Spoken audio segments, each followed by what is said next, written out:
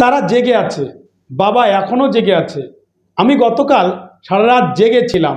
এই আওয়াজটি আমাকে সারা রাত জাগিয়ে রেখেছিল। এই ধরনের বাক্যগুলোকে ইংরেজিতে বলবার জন্য আমরা ব্যবহার করব অ্যাওয়েক। অ্যাওয়েক, তারা জেগে আছে, they R awake, they R awake. বাবা এখনও জেগে আছে, father is still awake, father is still awake. আমি যখন তাকে কল করেছিলাম সে জেগেছিল। He was awake when I called him.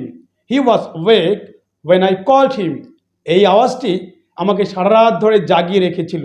This noise kept me awake all night. This noise kept me awake all night.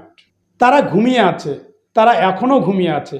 আমি যখন তাদেরকে ডেকেছিলাম তখন তারা ঘুমিয়েছিল। এই ধরনের বাক্যগুলোকে ইংরেজিতে বলবার জন্য আমরা ব্যবহার করব অ্যাসলিপ। অ্যাসলিপ, তারা ঘুমিয়ে আছে, they R asleep, they R asleep. তারা এখনও ঘুমিয়ে আছে, they are still asleep, they are still asleep. আমি যখন তাদেরকে ডেকেছিলাম তারা তখন ঘুমিয়েছিল। They were asleep when I called them, they were asleep when I called them.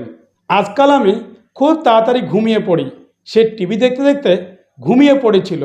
গতকাল আমি খুব তাড়াতাড়ি ঘুমিয়ে পড়েছিলাম।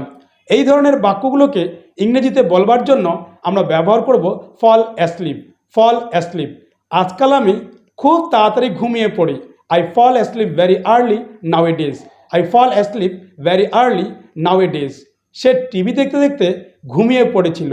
হি fell asleep while watching TV, he fell asleep while watching TV. গতকাল আমি খুব তাড়াতাড়ি ঘুমিয়ে পড়েছিলাম। I fell asleep very early yesterday, I fell asleep very early yesterday.